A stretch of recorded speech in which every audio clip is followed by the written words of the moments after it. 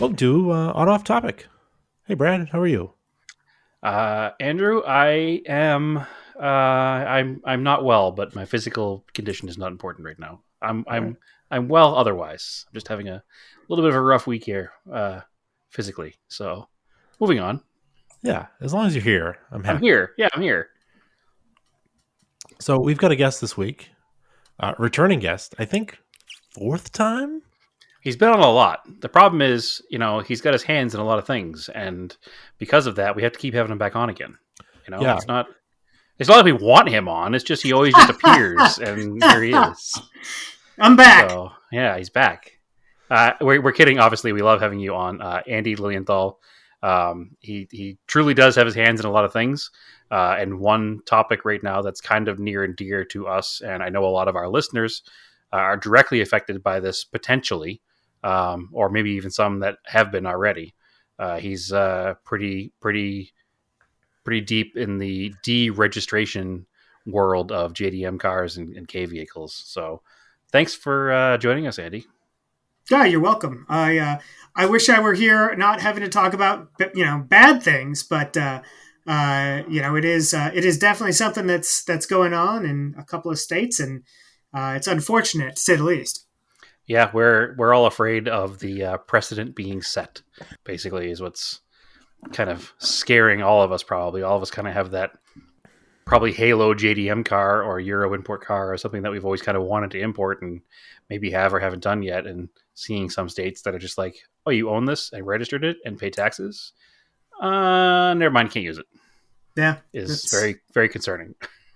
It is, and without getting ahead of ourselves here, because we have some time to talk about this, but yeah, I mean, I'm not a slippery slope argument kind of guy. I'll just preface that I'm not the guy that goes, well, yeah, but what happens if this happens? I'm generally pretty pragmatic. I think that's the right word for this, but pretty practical when it comes to this stuff. But in this case, it's a lot of it doesn't make any sense, and you do just have to wonder, well, who's next?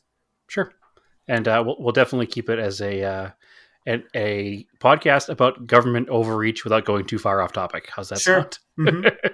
yeah. Well, Andy, what do you own? Two JDM imports currently. Three. I've got Three. A 91 Mitsubishi Pajero XP, a 92 Mitsubishi Pajero XR2, and a 94 Mitsubishi Delica Space Gear Exceed trim level. Yeah, so you've got a vested interest in this. Yeah. I've got potentially three Japanese paperweights and or micro Airbnbs if that came to this state. So Frightening thought. yeah, it is. Yeah, because it kind of started it seemingly started in Maine, in the other Portland, or you're in the other Portland, in Oregon. I guess it depends on who you ask. Exactly. Their Portland was probably before our Portland, but so be it. Where Delicas were being deregistered. And it was kind of interesting because it's like, how many Delicas are there in Maine? Yeah, about 12. So not actually, I don't know. I don't know the exact amount, but I understand that, it was a small number that actually got this letter, but it made big impacts. And as it would, because again, without getting too deep into off topic, the big catchword here or catchphrase is government overreach. It's something that where that's a huge news story now, no matter what it is. And in the world of automobiles, it doesn't get much more overreach than saying, hey, this, like I said, this thing that I bought, paid legally, abided by all of the laws on the books, paid taxes, and have registered and used. You're now determining that I can't for no good reason. I think is part of the problem. Like there's no right. It's not like Delica vans were, self-immolating and burning down state houses. Like where was like the? Do you know where this whole thing started? Have you heard any word as to why Maine started? I think that's a good place to start. Is what brought this on? Where did the regulation come from? So, as was posted to either, and I don't remember if it was originally posted to delicaforum.com or the Mitsubishi Delica Owners Club on Facebook, of which I administer. The story goes that apparently Maine has a vehicle inspection I think it's annual vehicle inspection. Sure, a safety inspection. Right. And so somebody brought their Delica in, and apparently that inspection is run by the Maine State Police and Bureau of Motor Vehicles and so on and so forth. But apparently this gentleman brought his car in, or his Delica in, and somehow, I guess they didn't know what it was, or there was some information that was missing. I don't know if that was the Federal Motor Vehicle Safety Standards decal that they got hung up on or what it was. But the story goes that apparently the person at the inspection station didn't know what to do, so they called a superior, which is, I believe, somebody from the Maine State Police. And apparently they deemed that it didn't have a Federal Motor Vehicle Safety Standards decal. And if it doesn't have a Federal Motor Vehicle Safety Standard decal, I'll just call it FMVSS, then it is technically an off-road vehicle. And Maine doesn't allow off-road vehicles on their highways. And I don't know, one thing led to another, and they just said, well, any of these vehicles are apparently going to fall into this umbrella.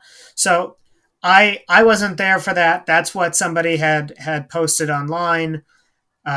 So as I understand it, that's what triggered this whole thing. And then Delica owners in Maine were sent this letter from the Secretary of State Motor Bureau Vehicle Division, apparently, and said that they had to have their vehicles off the road. I believe they were giving them 3 weeks, and then they had to send the license plates back to the state. Congratulations, you now have a unusable vehicle. And these were vehicles that had been legally registered.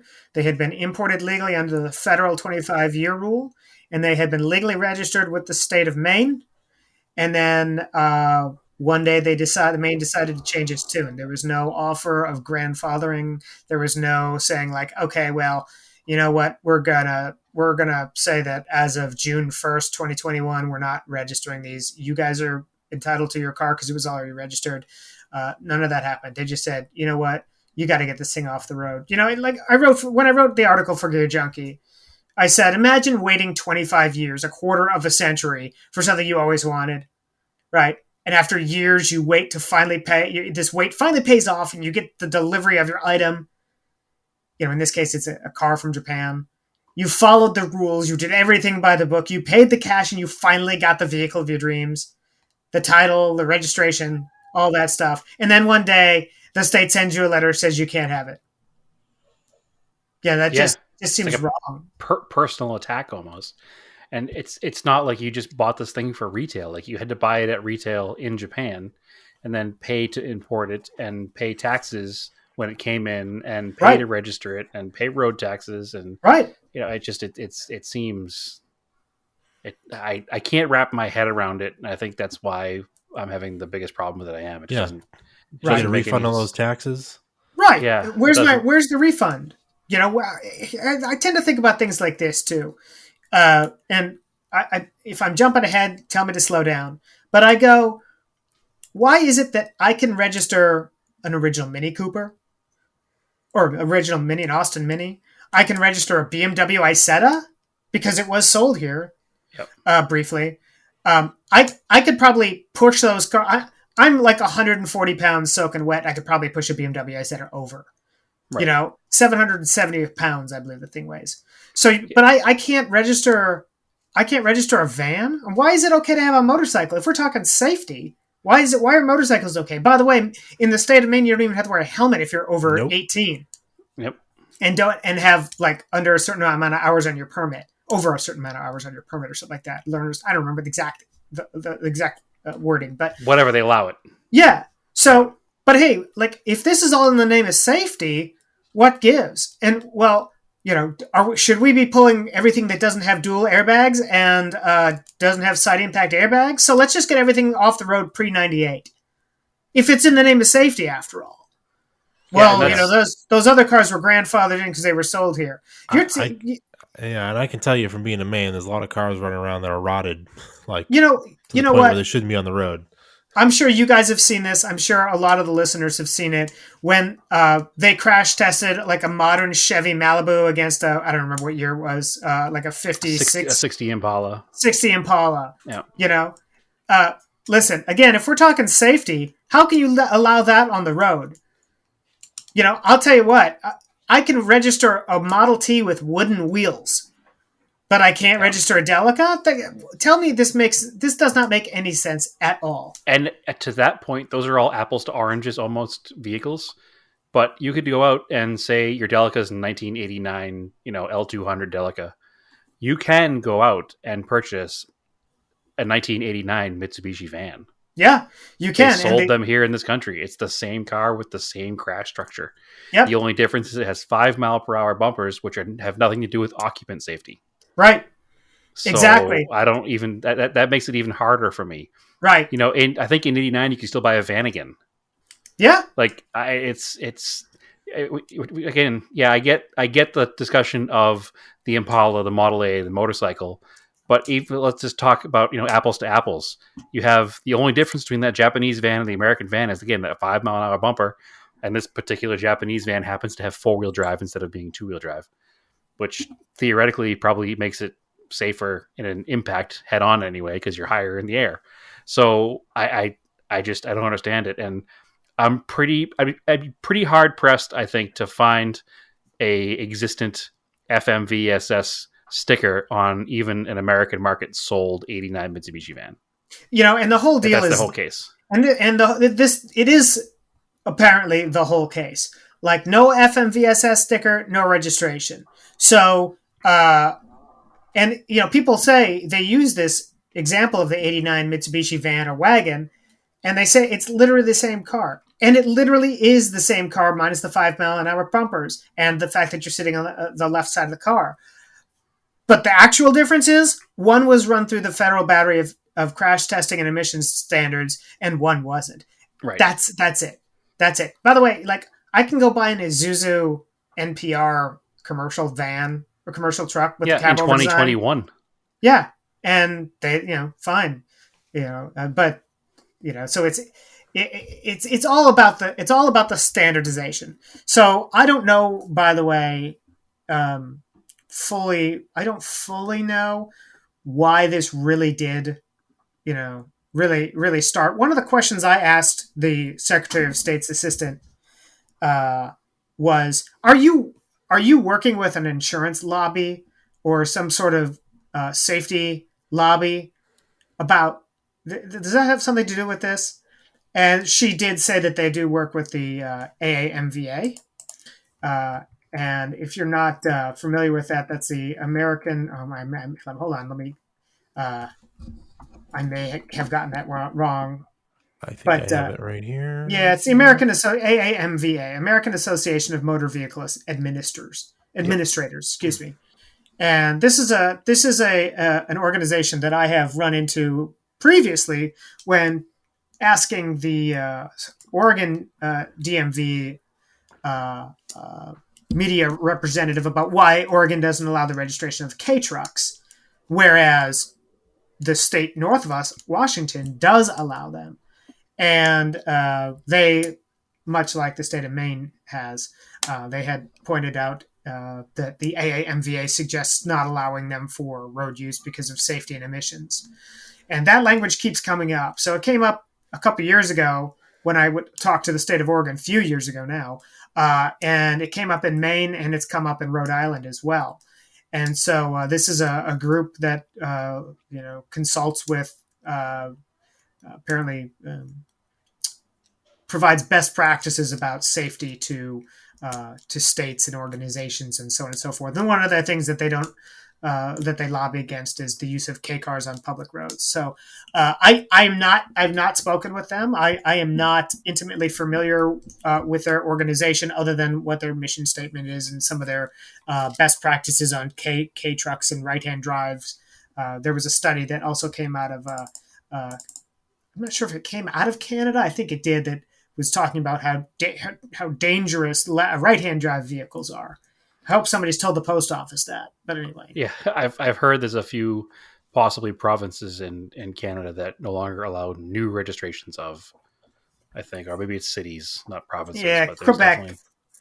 Yeah, Quebec has some laws regarding this, but I believe Canada has a 15-year import rule, Sure. and I believe that I believe in Quebec they only allow 25-year and older, if I Okay, so they remember still allow correctly. the older ones.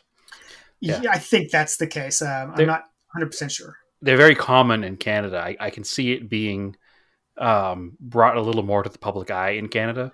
I mean, I don't know how much time you spend in Canada, but the time that I've been in Canada, Hmm. I've almost always seen a few JDM vehicles. Just Absolutely. because, again, the 15-year rule makes Hmm. them nicer when they come up for sale still sometimes, Yeah. and a little more relevant to life. So Yes. relevant There to are life. scads of Delicas up in British Columbia, Oh, and for then sure.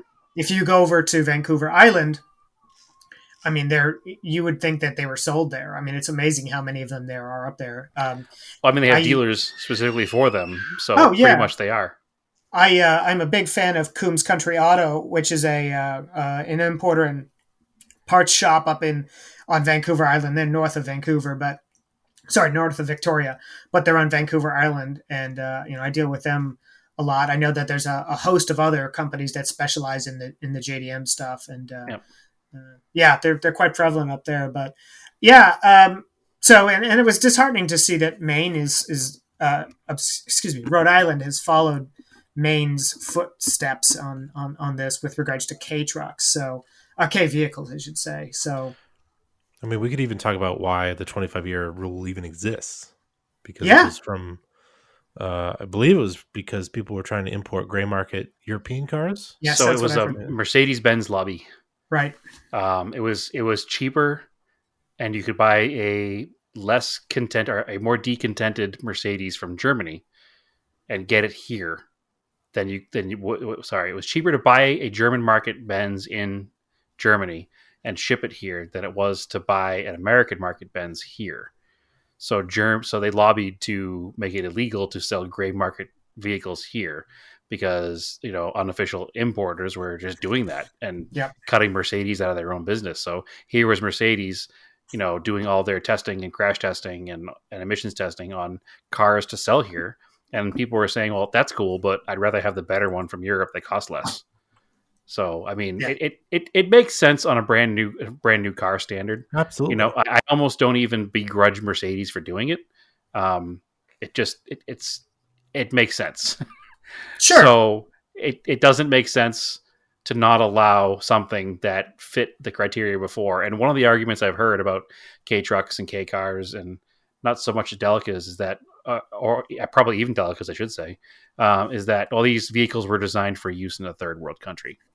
Well, I'd like them to go to Japan and tell me it's a third world country. You know what I mean? It's not like Japan is just putting things in the road that don't have emissions and don't have some sort of crash test. I mean, I'm sure your chances of survival in a K truck impact are significantly less than they are in another vehicle, but they're not just tin cans. There's engineering behind them. They're designed to meet Japan standards. Right. They're not horrible vehicles. Well, and And just tell me this though. Like, I agree with 100% of your points. If we're talking safety, why is it that a motorcycle is allowed on the road and these vehicles aren't? I'll tell you what. I would much rather be in a crash in a Suzuki Carry than a Suzuki motorcycle. yeah, no question. So what? Why? I'd love to know why motorcycles are legal and K trucks aren't.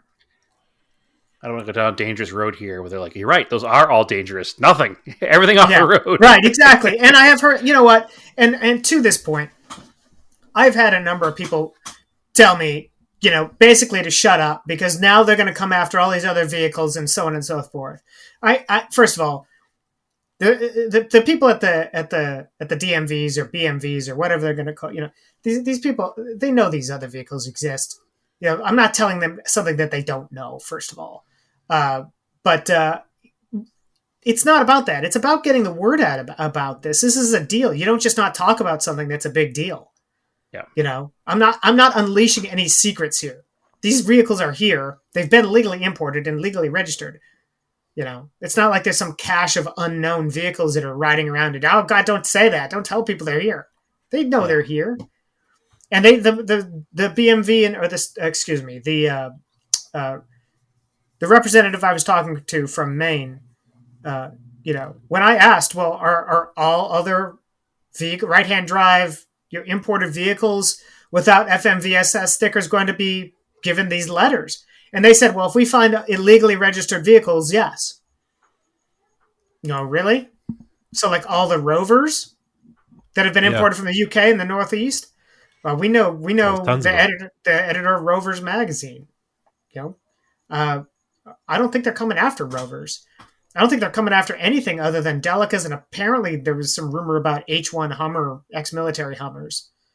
So, yeah, well, there's definitely some questionable legality on those because they weren't given VIN numbers intended to be made for the road.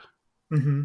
So I think that would be a whole other subject to go down because I think that law is different, right? Because that vehicle was designed to be not for use. So to that point, I have talked with somebody at Mitsubishi Motors USA, Mitsubishi Motors North America, and they reached out saying that they were following what I was doing, and they were hoping to be able to reach out to Japan and get some sort of documentation that says, yes, these were made for road use.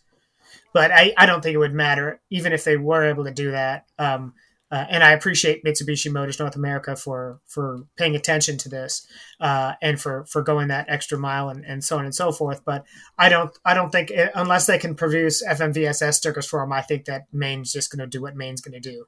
And people go, well, this doesn't make sense. The federal rule states you can import these things, and that's absolutely true. You can import them, and it makes no guarantees of being able to register them because that's a states' rights issue. Yep. And if Maine decided they wanted to ban blue cars, they probably could ban blue cars. It's probably up to them. That doesn't mean they're not going to get challenged by it, but somebody's got to lawyer up and decide that this is some sort of violation, and you're fighting the state on rules. And I'm not saying the states have unlimited funds to fight stuff like this, but I guarantee they have more funds to fight it than I do. By the way, I don't even live there, but you know what I'm saying. Yeah, and I think that's one of the big things. And again, that's the off-topic part we don't want to get into. We don't want to get into a whole conversation about states' rights and everything. Yes. But at the end of the day, that is what it is. It is states' rights. You're putting that state's license plate on your vehicle to drive on their roads. We don't have a federal USA license plate. Although it sounds like that might be the solution to this whole problem, but we don't have that, so we cannot use that as an argument. But I think you're right. It needs to be somebody. We Andrew and I were guests on the Revival Motoring podcast, and Chuck from that podcast has a vested interest in this because he's in Rhode Island and owns K vehicles and Japanese imported vehicles, quite a few actually. And he's got a lawyer and taking it to Rhode Island and saying, "Hey, here's a note from my lawyer. Let's figure. You want to take my plates away? Great, I'll see you in court." And that seems to be what's going to need to happen, unfortunately, in each individual state. It's super encouraging to hear that Mitsubishi's listening, because at the end of the day, they have no horse in this race at all. They didn't sell these cars in this country. They don't care. Right. These are 25-year-old plus vehicles. They're not buying parts from Mitsubishi anymore. These don't help Mitsubishi, but if they got involved and helped fight it, that would help them tremendously. I guarantee you, somebody with a $25,000 Delica, if Mitsubishi came to their assistance with some, help in fighting, keeping their car on the road, would probably consider buying a new Mitsubishi next time they went to buy a car. So, hey, maybe it's worth it for them to get involved in this. Well, that's my other point, is that these aren't daily drivers for people. Right. Like, you don't daily drive a K truck. It's just not. As a general rule. Somebody does. Yeah. Maybe. But they're kind of expensive, kind of difficult to import, kind of specialized. So, like, you're kind of buying it for enthusiasts, and they aren't really, for the three of us, seems like we see a lot of JDM importers all the time, right? Because we're in that world. But really, what is the percentage of JDM cars that are being imported? It's going to be so minuscule. I'm sure. The way I look at it, as somebody who works in the automotive aftermarket, we always tend to think that, there's this large percentage of people that are into these certain automotive fetishes, and it's just infinitesimally small. And I can't imagine In one of the articles I wrote, I wrote like it's probably like a grain of sand in the desert in terms of the amount. It is a drop of water in the ocean that how. Listen, I'm really glad to hear that up in Maine they've solved all of their problems, and this is important to them. Right. Murder is gone, poverty is gone. There's definitely no opiate problem in Maine anymore. Okay, no. Good to know. Definitely not. I don't know if you've been there recently, but it's definitely not visible on every highway street corner. Yeah. And so, the idea that they've decided of all things to take up, that this is going to be a thing? Like, for real? Yeah, it seems like an incredible waste of money. And that's why I think it's just going to take that one particular owner with the funds to have a lawyer. And, any good lawyer is going to look at this case and say, all right, this is unconstitutional or whatever for XYZ reasons. Right. Take it to court, fight it till it wins, and then guess what? The state's going to have to pay his bill because he's going to wind up winning in the end. So, unfortunately, it's going to take somebody who has a Delica van and has the time or the lawyer in order to fight it to make it go away. So, right. I don't have the time or the lawyer or the residency to worry about it that much, but I'm always shopping on the Japanese, auction sites, and I'm always looking for cars. And, I'm not going to lie that this is now in the back of my brain that, hey, if I go ahead and buy this car and, sure, there's some car collectors where a $20,000 Delica is like, a pocket change, but to me, 20 grand is more than I ever paid for a car that wasn't a new car. So right. if I'm gonna do that, it becomes a serious investment. And if the state all of a sudden one day has the ability to say, and again, I live in Arizona, so I'll probably be able to drive it until the end of time. Fine. Yeah, everything is legal there. I might have to move there and drive on the road. You can drive everything from golf carts to side by sides to anything on the road here. Is there a version of the Jimny? Oh, you can buy those here. Yeah. Not the Jimny, the Roxor, the Mahindra Roxor. Yeah, those are street legal here. See one every now and again. Yeah, because it's considered a UTV. Yeah. Right. So anyway, regardless, I technically probably won't have that problem. But I'm worried about it because living in Massachusetts, the state adjacent, yes, in between Maine and Rhode Island, if Massachusetts suddenly like, well, I guess we shouldn't do it either.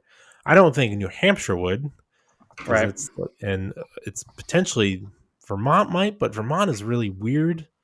I know a lot of people that you can just mail your registration into Vermont and they'll just register your car without living there. It's very strange, but no. Well, so everybody online keeps saying two things. The first one is we'll just register it in Vermont. Okay. Well, here's the thing, and I know you guys are both originally from the Northeast. They should move to Vermont. It's better than Maine. Well, and here's the deal. Yeah. I could get plates for Vermont here in Oregon. But you know what? Oregon's not going to like it so much. Nope. If I get pulled over and I have a Oregon driver's license and I have Vermont plates, they're going to have some questions. And if I don't own property in Vermont with a place I can actually register that vehicle, they're hefty fines. Yeah. It's technically tax evasion at that point. Just do it in Vermont. No, it's not that easy. The other one everybody keeps bringing up is the Montana LLC thing. Just start a business in Montana and you can register it there. Okay, listen, I got a $12,000 van. I'm going to start a business in Montana just to have a $12,000 van. I'm not going to do that. Maybe I would. Right? Yeah. So if it came down to it, yeah. But it's funny though that those states are willing to take your money and not care about what car you're registering. Meanwhile, these other states, that's the thing. It's revenue generation for a state. Yeah. Like, what do you care what you're registering as long as it's not like something ridiculous? Like it's that's why you have inspection. Van. Yeah, that's why you have the inspections so that you make sure the cars are actually safe. You have some states that don't have any inspections. It's like Arizona. Yeah. Oregon doesn't have. The ironic thing is Oregon. Parts of Oregon, like here in Portland, we have emissions testing through the Department of Environmental Quality, or DEQ, but we don't have a visual inspection. They're not checking to make sure my wipers are okay and my turn signals work. They're sticking a sniffer up my tailpipe. Sorry, that sounds terrible. And they're checking to make sure that my ancient soot-laden diesel JDM van isn't belching too much smoke. If my vans can pass this, if my van and my Pajeros can pass this, I don't know how anything can fail it. And so, but we don't have a visual inspection. They're not checking for an FMVSS sticker. They're not checking for that stuff. So Yeah, it's weird depends on that your they would state. even look for it. Like Mass doesn't look for it, but they'll check to make sure you have like all your seatbelts. Right. They'll incorrectly check your ball joints if you own a Montero. Yeah. Or anything that has an older style front suspension. I had to go to a different place. Failed. Yeah. I had to go to a different inspection station that deals with older stuff, and they understood how to inspect it. Interesting. Yeah, and we have a similar thing to you here, Andy, in Phoenix. We have, or in Arizona, I should say. It goes emissions by county. So some counties with less populace don't have emissions, and counties like where I live, in the city of Phoenix, we do have emissions every 2 years on any car that's not registered with a specialty insurance policy. So if I have specialty insurance, like, I have Haggerty on my old stuff, that stuff does not need to go through emissions because it's known to the state that it's a secondary vehicle, not used all the time, and it's fine. Now, the other funny thing about emissions here is that I drive a diesel every day. So I have that diesel Jetta station wagon, and when I roll it in, they don't even look at your tires. You can roll in with cords and they'll still check your emissions. But because it's a diesel, they do a visual inspection only. And they look at the car, they make sure it's not belching black smoke, it doesn't sound like it's modified, and it doesn't have a check engine light on. And if you have those three things going for you, you don't even get the sniffer test. Wow. They roll you out because according to them, the diesels all burn so dirty that they clog up the sniffer test and they have to restart the machine every time they run a diesel. Yeah. So it takes too much time out of their productivity for the day. The only car I've ever failed emissions in was a 95 Suzuki Sidekick, and that was because the vacuum line on the EGR had fallen off. Yeah. And so otherwise, like, I've had 4 JDM turbo diesels. Everyone has passed emissions every single time, and I've never had any issues with it. You know why? Because they were sold in Japan, where they care about emissions as well. Yeah. Such a straw argument. Yeah, then we don't even have emissions here after 15 years in Massachusetts. Yeah, right. And Oregon will never... I think Oregon will die on the hill with the emissions thing, just because they have this perception of being so environmentally friendly. Well, and all part of it here is that your car just disintegrates. Yeah. Mostly. So people just end up driving a new car. Mm-hmm. So the majority of people just have new cars. So they have new emissions equipment. So it became pointless after a while. They just decided to not test after 15 years because the amount of cars that are a year, well, it would be 2005 now, 2006, left on the road are just so low. Right. However, it doesn't matter. However, they are pretty strict at Mass. If you do fail emissions in your 15-year window and they find out because you've modified the car, they'll pretty much flag that car to never be legal again. So yeah, well, it's really bizarre. Yeah, that is bizarre, and I would like to know. It would make an interesting article. I think I'm creating a make work program for myself here, but it would be really interesting to know, both federally and at the state level, how many vehicles, what percentage of all the vehicles that are run through emissions testing are actually failing in the year 2021. 10%, 3%, 0.5%. Yeah, is it even worth our effort anymore? Right, well, it's a revenue generator. There's no sniffer tests here anymore either. It's all plug-in OBD2. What if you don't have an OBD2? If you have an OBD1 or you have the car's too old, you're already exempt. 15 years is the rule. So, and here in Oregon, they still do the sniffer. If you've got a vehicle built after 1975, then you have to get it emissions tested in Portland and other areas. So my other proposition would be, why not give these JDM owners limited use tags? So like, basically Massachusetts, you can get an antique plate. Mm-hmm. It's technically limited use. I think, Brad, what is it, like so many days a week or something? Or I don't want to be incorrect. I know there's differences now between the antique plate and collector car insurance. I'm not sure. I think it's still technically supposed to be an antique plate, is not to be used to commute to and from employment. It's not to be used outside, like driving to a show or a weekend like pleasure drive. Yeah. I don't want to be wrong on that. I I know think that's what it still is. essentially what it is.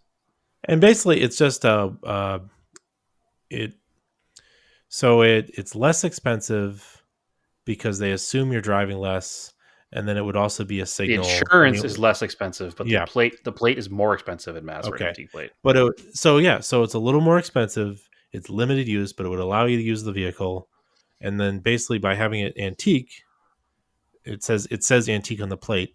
It becomes it's like a flag. It would be it's like a flag to law enforcement. Yeah, sure. If they see if you drive by the same cop every day with that antique plate, he's gonna go like, "Come on, pal." Well, and I know the story Yeah. of somebody who did that, and he drove his flashy yellow '73 Corvette every day. And he passed the same cop, and eventually the cop pulled him over, and he's like, "Oh, I was just driving. I work at a shop, but I was just driving to, work on it today." And he's like, "You've been driving it past me every day for the past 2 weeks." Yeah. Okay. I think my father told me a story. Somebody he knew or something. Somebody told me a story once, but yeah, and these vehicles by law are already antiques. They're all 25 years old. So exactly. So you might as well just, hey, listen, you want to import a JDM vehicle?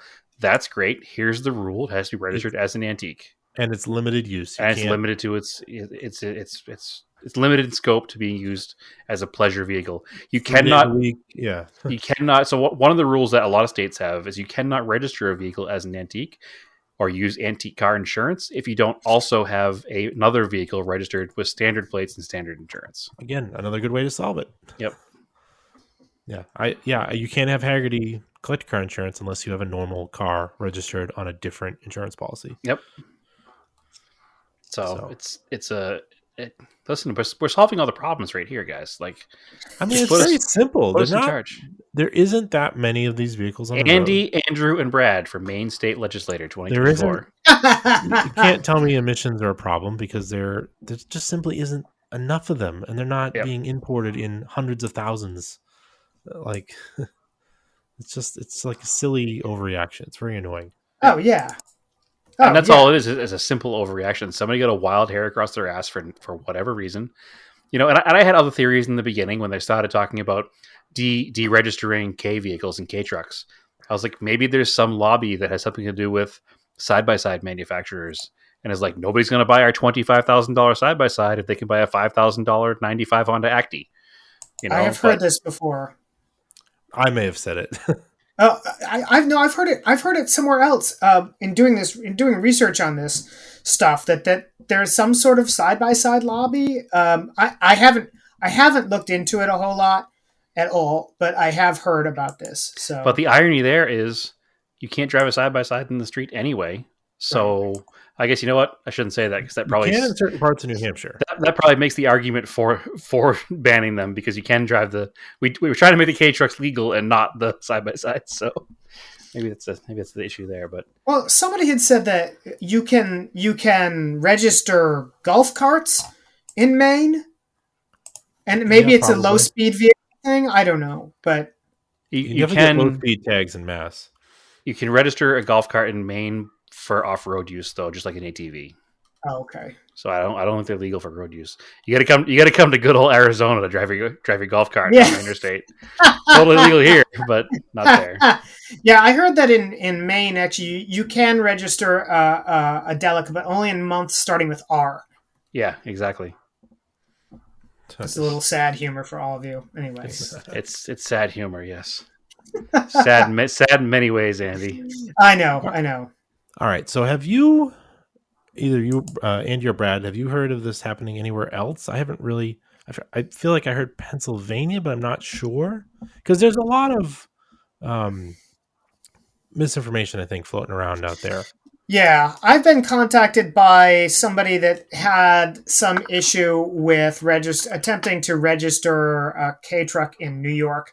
But the whole deal is, at least for me, being the automotive cult follower that I am, I just figure that K cars and trucks, I know it's a state by state thing. It's been that way for years, and a lot of these states have never allowed it. And people they try to register their vehicle, their Mitsubishi Minica or whatever it happens to be, And whoever's working the DMV counter goes, okay, fine, and they issue them their registration and all that stuff. And then 6 months later, the state goes, no, we're pulling the registration on this. You weren't supposed to have it in the first place. And then they get upset. And I understand that that's upsetting. I think they should be legal regardless. But okay, like you just tried to pull a fast one in the state and you got caught.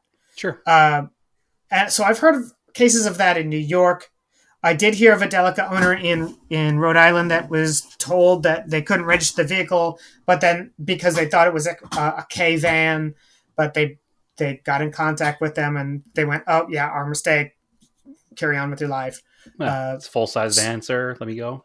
Right, exactly. So I've heard, like I said, I've heard of a couple of issues in New York, but again, I don't know if that was just somebody that thought they could register it and they couldn't. But Maine and Rhode Island are the ones I've heard of.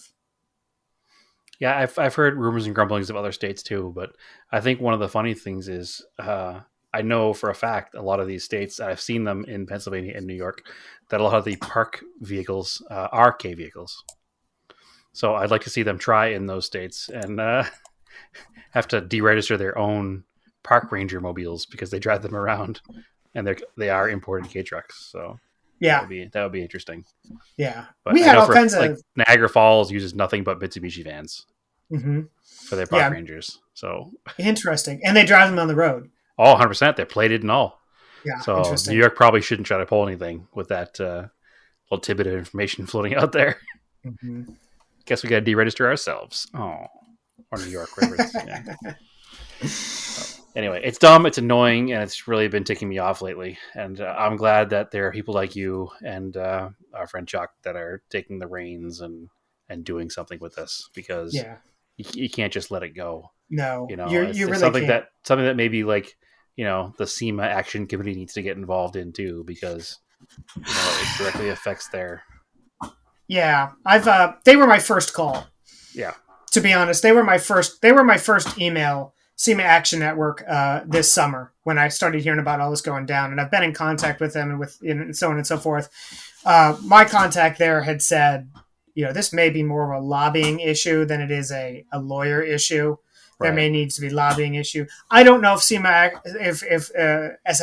Action Network has done anything about this. They had wanted to know if these vehicles were brought in through registered importers. And that I don't know. I don't think so. But there's very, very, very few registered importers that bring vehicles up to standards and so on and so forth in this country. I'm sure as far as like making them to the standards of a 1989 vehicle. I think that's and I'm not if super well versed on it. If they were, they'd be issued that tag. They'd be issued an FMVSS tag. Right. That was the whole thing a few years ago with the R34 Skyline GTRs. Yeah, the whole Motor X debacle. Yeah, I remember that. Or even a lot of the guys that have the the illegally imported Range Rovers have a lot of the same conversations. And it's like there was a way around it. There's a way to do it. It was very expensive. Nobody's federalizing their $5,000 K truck. That's why they're waiting until they're 25 years old. Well, and I think that 959s are road legal because Bill Gates wanted one. So. Yeah, right. Millionaires. Right, exactly. And I think that I know this is probably shocking to most people listening, but I don't think most Delica owners have the money to hire a lawyer to fight the state of Maine.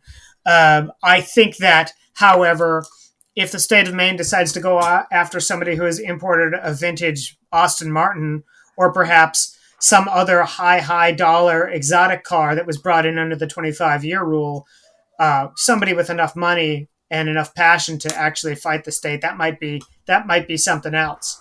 Right. But at this point, I don't see anybody ponying up the cash in Maine. Well, we also have the whole. You're right. There's probably not one Delica owner in Maine that has enough money to take on the state, but all of the Delica owners in Maine could get together and do something because even if you're talking 10 or 12 people, that's 10 or 12 people that have spent, again, $15,000 to $20,000 on a vehicle just to be told they can no longer have it. And, to their, at the bare minimum, they have a, diminishment of value claim with the state because, hey, I spent 20 grand on this. I pay taxes to you for 20 grand, put it in the road, registered it, enjoyed it, used it. Now you're telling me it's illegal. Now I cannot sell it because nobody will buy it. What are you going to do for me? Yeah, all these people that have decided to sell their delicas, yeah, obviously they've had to do it. They had to do it to out of state buyers. They can't Yep. sell it to, unless somebody's going to use it around their property, Yep. their farm or whatever. But Which Maine is a uh, big state. It's hard to get out of state sometimes. yeah, If you live up in the northeast corner of Maine, you're not getting you don't have internet yet, so it's hard to sell it.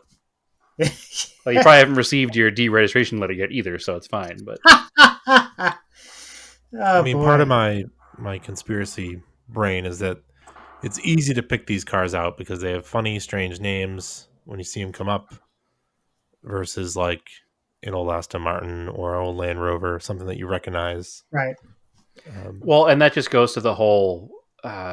And I'm struggling to find the right word for it, but it's almost like the stereotyping of car people. Like the guy who imported a Delica is a dummy. The guy who imported an Aston Martin, no, he's a classy car collector. right. And that's just the way it's always been. That's we talk about it all the time. Why would you bother with an old Japanese car when you could buy an old Camaro? Well, it's not what I wanted. So, Yeah, the New York Times actually just did kind of an interesting article I saw, and it was about this guy who wanted, he like always wanted an '86 MR2. I'm gonna guess this guy is probably within our demographic, sure. and this is the car he always wanted. And he went through this exhaustive search to find it, and so on and so forth, right? And it's very likely that there are some people who just don't understand that. But the bottom line is this: cars from the '80s and '90s are becoming hot collector cars. Sure. It's just like the muscle car era for the baby boomer generation. These were the cars that they grew up with, and now they're finally able to afford that 3000 GT VR4 they've always wanted, or the twin turbo 300ZX, or in my case the Mitsubishi Montero or Pajero that you remember seeing and thought they were so cool, or the Mitsubishi RVR Super Sports Gear that I still want. But anyway, um, you know, this is just it's a shift. Cars are Yep. becoming more collectible from later generations. It's because the other generations are simply going away. This is why '57 Chevys aren't as worth as much as they thought they were. 57s are. It's the 53s through 4 and 4s the other Oh, way. okay, But yeah. perfect example. Right, Yeah, right, no, right. you're 100% correct. And try to talk about that all the time. There's it just in anything, nostalgia runs on a 30-year cycle, and 30 years ago was 1990 something. So that's just where we're at. And it Right. just happened to hit with that 25-year rule. Like there's like a perfect storm here of Yeah. things lining up Yep, to and people that have that 30-year nostalgia cycle right now grew up playing Gran Turismo. We want the cars we want the cars we raced in the game, and that's where it's coming down to. Sure, that's not the Delica in particular, but that's just the no. general statement of things. That's why, if it wasn't for the Gran Turismo generation, there wouldn't be 10,000 importers importing cars into the States, and you Right. wouldn't even see Delicas, and they wouldn't even be on the radar either. They're just a part of the whole thing. Like people weren't importing Japanese cars that were 25 years old in 1995. They weren't doing it in 2005. Hell, they No. were barely doing it in 2015. It's only in the past 5 years that's gotten really big, Right. and it's No, just it was really hard if you wanted to get a '70s JDM car, yeah, even just 15 years ago. yeah. If it was easier, I would have bought them years ago. You know, I'd have a garage full of dumb Mitsubishis, Yeah, I'm more working so than on I it. already do. Yeah, I remember when I lived in Milwaukee, Wisconsin, there was this German guy, and he had a VW Polo, and it from the '80s. And I always remember, like, how the heck did he get that over here? But I also wasn't familiar with the 25-year rule, so back then I didn't understand it. But I always remember thinking, man, that's so cool to see that. But I don't know, Yeah. it's a shame. But it just depends on where you live, I suppose. So, have you seen any solutions at all coming up anywhere? I haven't. I have, I keep kind of updating this thread on Delica Forum. And at this point, it's sort of like, I feel like a bit like, sort of like when I post on Twitter, which I feel like I'm yelling as loud as I can in an auditorium and there's nobody here to hear me. Well, yelling into the And void is cathartic, so it's okay. yeah, shaking fists at clouds as well. And so nobody has responded to me. So I'm gonna guess that this ship has sailed for a lot of, if not of all of the Delica owners in Maine. They've sort of like, okay, this is the way it's they gonna. screwed the pooch by just accepting it. Yeah, and like I said, I know one guy.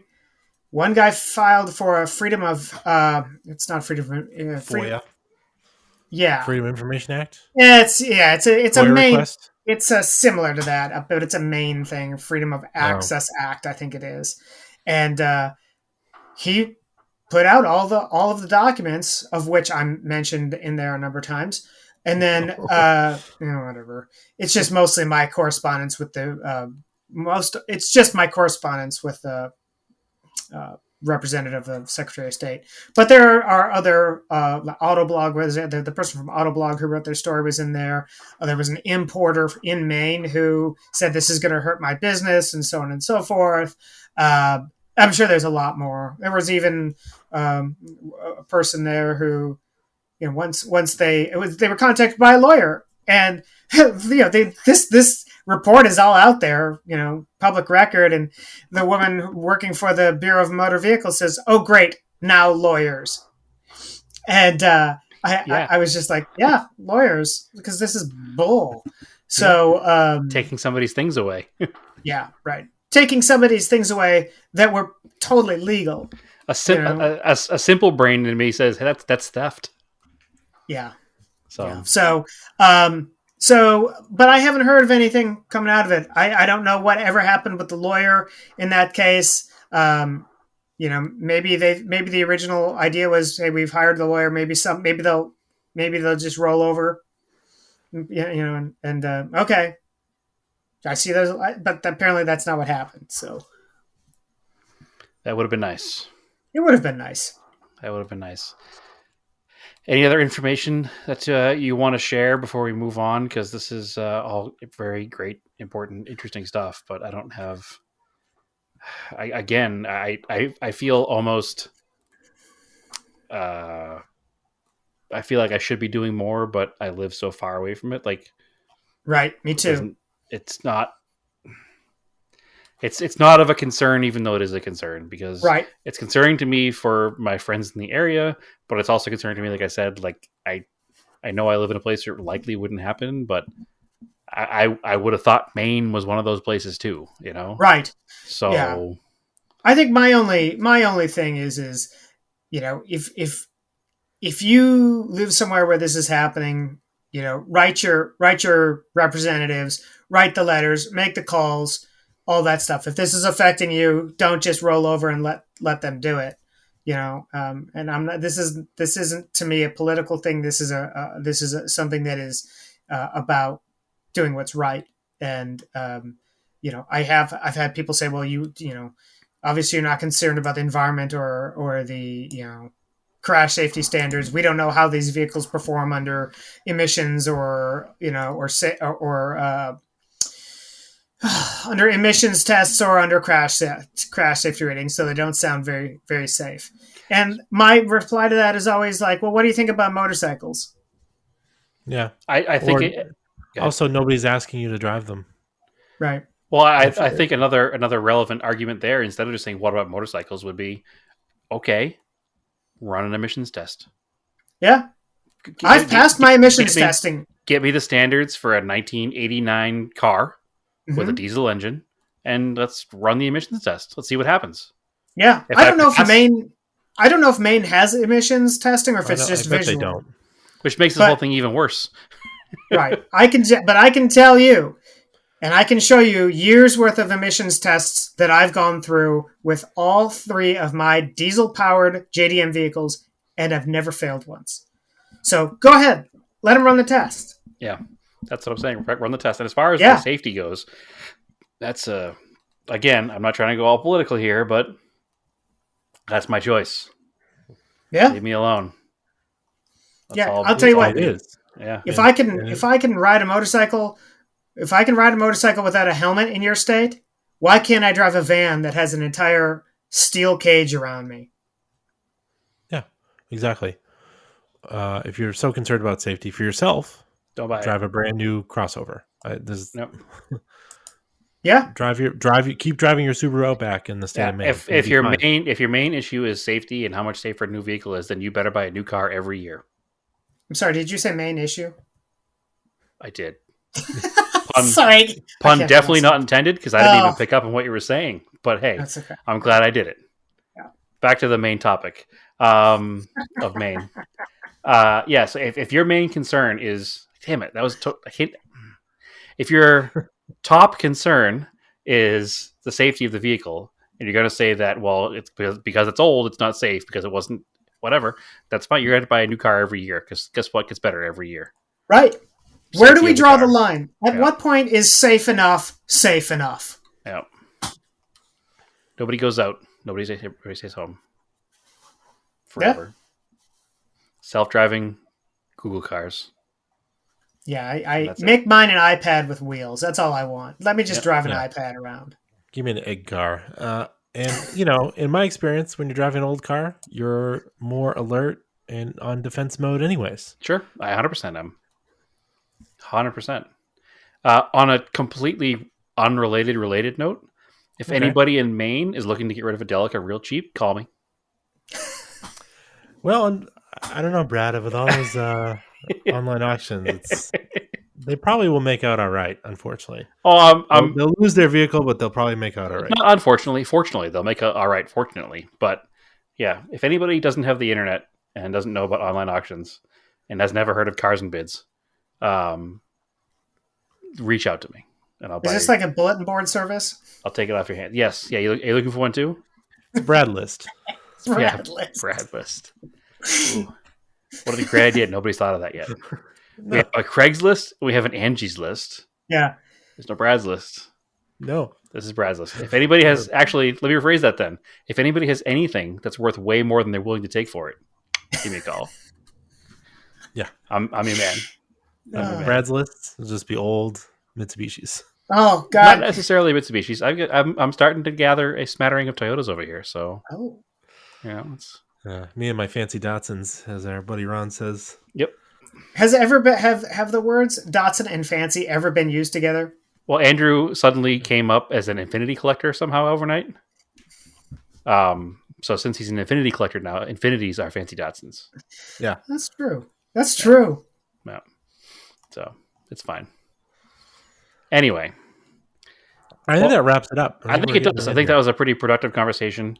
Andy, thank you for your efforts on this. Even though it doesn't directly affect you, it only affects people that you like. It's true. I will say, from what your initial article, I think was on July 1st. Sounds about right. It seems like everybody kind of has parroted what you said afterwards. So, well, that's the way the trend. That's the way the internet works. You write an article, and then everybody else writes an opinion piece on your article. Yeah. So, well, my whole objective behind this is I don't. To me, it's not about me. It's about getting this topic out there because this goes way beyond Mitsubishi Delicas. This is something that every auto enthusiast should be aware of. Yep. Especially those of us who have classic vehicles, collector vehicles, or imported vehicles. If this is something that can happen in Maine, this could happen anywhere else. Sure. And I think it's an important distinction there. Like, it happened in Maine. Maine is a pretty do what you want to do state. And I was shocked. This is very not Maine. Rhode Island surprises me a little bit less than it does in Maine. That's for sure. I'll tell you that way. Yeah. Sure. Like Rhode Island feels like a NIMBY state. All rules at the border in Maine. Just to leave them right there. Yeah. Do what you want to do. So I'm a little shocked by that. I think that's why it's in back of my head concerning because I'm always in the soft market for a car, but I'm getting ready to be in the actual market for a car, and some JDM stuff's been on my radar, and it's definitely in my head. Like, what happens if this goes nationwide? Mm-hmm. If it goes nationwide, then these cars will be worth nothing. Yeah, and I think that it would have to be a precedent set, and because this is a states' rights thing at this point, that could benefit you depending on what states you live in. For some reason, I don't see Montana getting in on I don't see Texas. There's 7 people that live there, so well, That's the problem. Well, other places though, Arizona, Texas, Sure. states with a very strong state independence kind of deal. Idaho, I don't see this happening in those places. I don't think these places would be keen to get on board with things like this. So, plus which, even places like ultra liberal Oregon, like we don't have visual inspections, and it probably doesn't make sense from a cost perspective to start implementing them to take 100 vehicles off the road. Right. Yep, doesn't make any Exactly. sense. But then again, none of it makes any sense. So who knows? True.